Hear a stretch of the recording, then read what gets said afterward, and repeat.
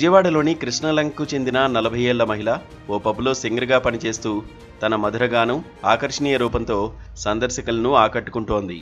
20 ఏళ్ల క్రితం వివాహం చేసుకోగా ఓ కుమారుడు, కుమార్తె ఉన్నారు. భర్తతో గొడవల కారణంగా విడిపోయింది. ఆమె వ్యవహార శైలి నచ్చక తల్లిదండ్రులు ఆమెను ఇంటి నుంచి గెంటేశారు.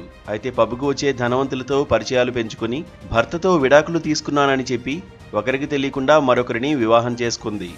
ఇలా సుమారు 1/2 డజను మందిని పెళ్లి చేసుకుని వారి నుంచి భారీ మొత్తంలో డబ్బులు దోచుకుంది.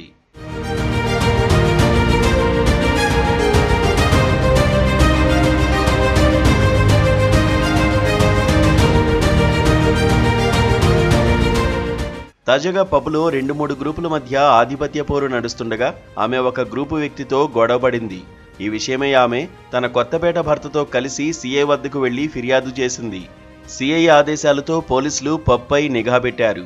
సింగర్ వ్యవహార శైలిపై అనుమానంతో ఆమెను, కొత్తపేట భర్తను స్టేషన్కు పిలిపించి విచారించారు.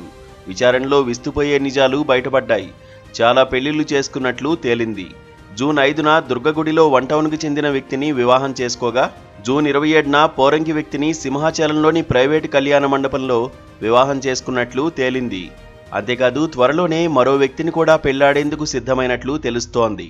గత కొంతకాలంగా కొత్తపేట భర్త వారి ఇంటికి వెళ్లకపోవడంతో అతని కుటుంబ సభ్యులు ఆరా తీయగా సింగర్తో అతని వివాహ విషయం బట్టబయలైంది.